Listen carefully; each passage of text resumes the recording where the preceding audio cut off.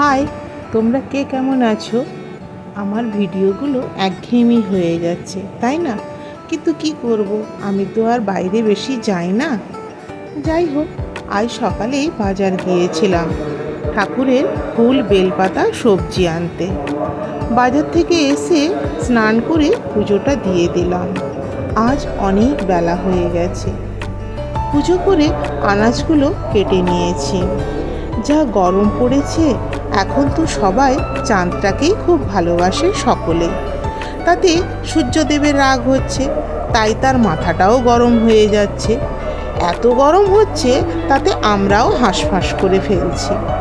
আর যতই হাঁসফাঁস করি না কেন, সেই রান্নাও করতে হবে আর খেতেও হবে। তাই সন্ধ্যার থেকে একটু স্বস্তি পেলাম।